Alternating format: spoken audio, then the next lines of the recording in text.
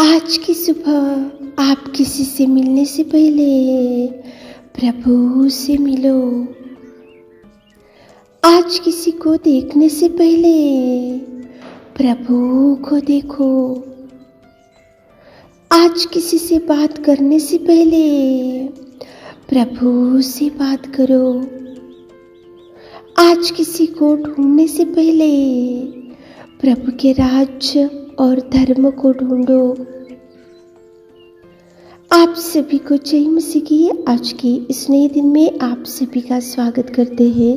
हम आशा करते हैं कि आप सभी प्रभु की कृपा से अच्छे होंगे। तो चलिए दिन की शुरुआत करने से पहले वचन की ओर ध्यान देंगे। दूसरी राजाओं की पुस्तक 5वां अध्याय 15 वचन।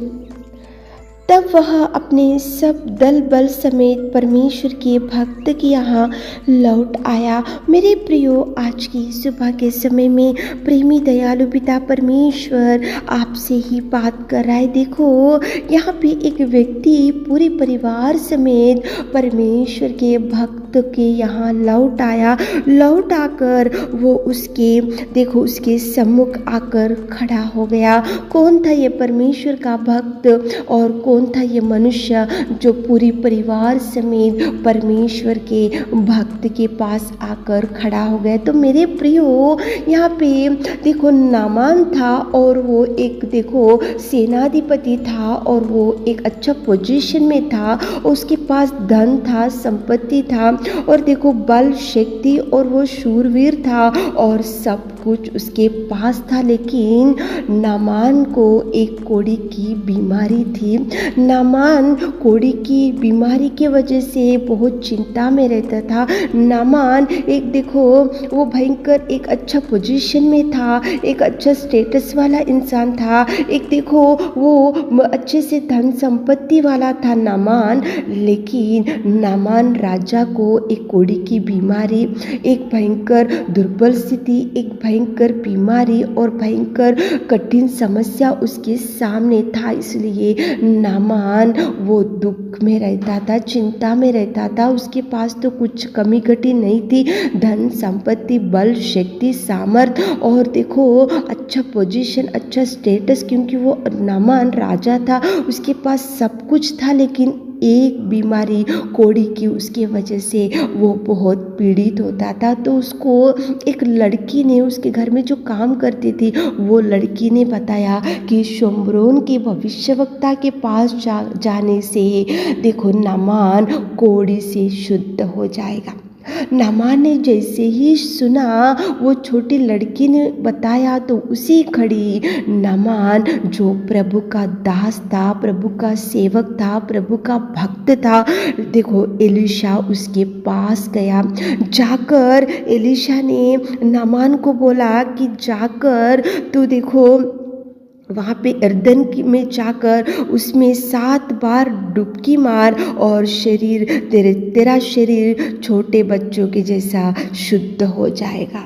मेरे प्रियो, यहाँ सुबह के समय में यहाँ पे सीखने की ये बात है कि एक तो नामान राजा था, एक तो उसके पास धन संपत्ति थी, वो एक तो स्टेटस वाला था, उसके पास ज्ञान बुद्धि और सब कुछ था। लेकिन उसके जीवन में कोढ़ी की बीमारी थी। कोढ़ी की बीमारी होने की वजह से उसके घर में जो दासी थी, छोटी लड़की, उसने बताया कि शोम्रोन में एक भविष्यवक्ता है, उसके पास जाने से कोढ़ी की बीमारी जाएगी। इसलिए नामान ने विश्वास रखा और नामान गया एलीशा के पास जो प्रभु का दास था। तो एलीशा ने उसको बोला कि जाकर तू यरदन को जा और 7 बार डुबकी मार और तेरा शरीर छोटे लड़के के जैसा शुद्ध हो जाएगा।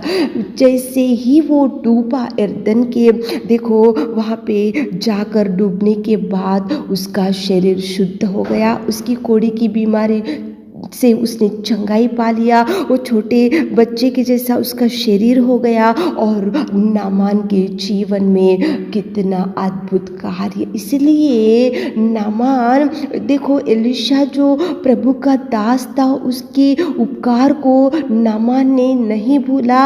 एलीशा जो प्रभु का दास ने उसके जीवन में जो अद्भुत कार्य किया, उसके उपकार को उसने नहीं भूला। इसलिए नामान पूरी परिवार समेत परमेश्वर के भक्त के यहाँ लौटा। क्यों लौटा?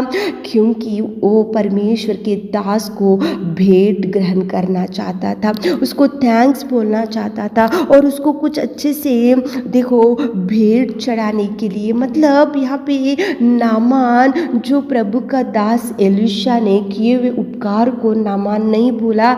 एलिशा जो प्रभु का दास था, उसकी वजह से जैसे ही नामान चंगाई पा लिया, उसने जो बोला वैसे ही किया, उसकी वजह से उसने चंगाई पा लिया। उसके जीवन में अद्भुत कार्य हुआ। बहुत साल से कोढ़ी से पीड़ित था, बहुत साल से दुख में था, बहुत साल से दुर्बल स्थिति में था नामान, लेकिन जैसे जैसे उसके प्रभु के दास ने उसको बोला उसी रीति से उसने चंगाई पा लिया। इसलिए प्रभु के दास के पास पूरी परिवार समेत आकर थैंक्स बोलने लगा और परमेश्वर के दास के सामने उसके सम्मुख आकर खड़ा हो गया और परमेश्वर के दास के सामने पूरे परिवार के साथ आया। और क्यों आया? भेंट चढ़ाने को, उसको थैंक्स बोलने को, उसको धन्यवाद बोलने को, उसके सम्मुख खड़े होकर उसको धन्यवाद और उसको नमस्कार करते हुए उसको भेंट चढ़ाने को। यहाँ पे देखो नामान जो राजा था वो प्रभु के दास के पास आया। तो मेरे प्रियो,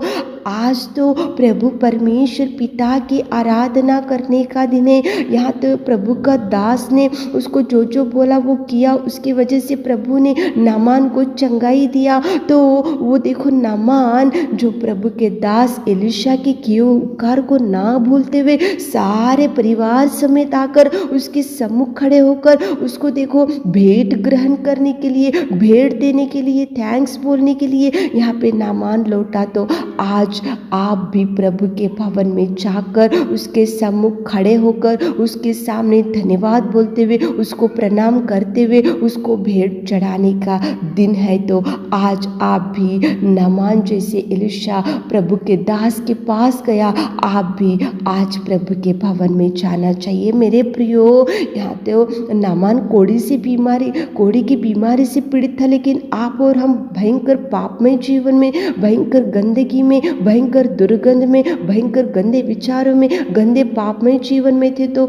देखो प्रभु परमेश्वर पिता ने आपको धोकर, हमको धोकर शुद्ध किया और उसने कितने उपकारों को आपके और हमारे जीवन में किया। तो आज घर में बैठने का दिन नहीं है, आज देखो फंक्शन में जाने का दिन नहीं है, आज पार्टी बनाने का दिन नहीं है, आज फ्रेंड्स के साथ बैठने का दिन नहीं है, आज शॉपिंग को जाने का दिन नहीं है, लेकिन आज संडे, वर्शिप संडे, आज प्रभु के भवन में जाकर उसके सम्मुख खड़े होकर उसको प्रणाम कर कर आप भेंट चढ़ाकर आज प्रभु भोज में हाथ डालने का दिन है।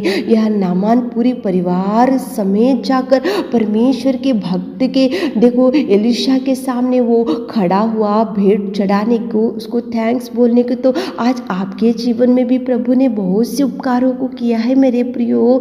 यह नामान तो कोढ़ी से शुद्ध हो गए, लेकिन आप और हम पाप से शुद्ध हो गए।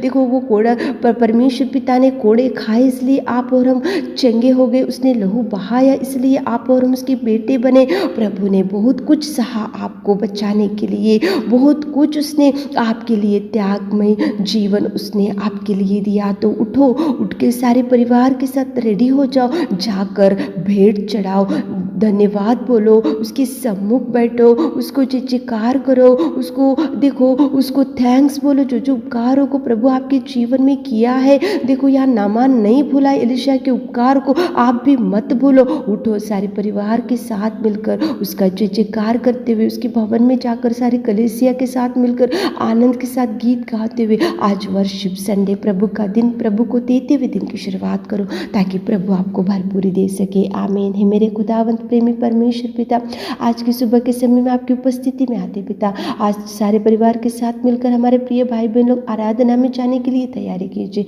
आज दिन भर के आशीषों से भर दीजिए। छोटी सी प्रार्थना आपके मिट्टी और मधुर नाम से मांगते खुदा, आमीन।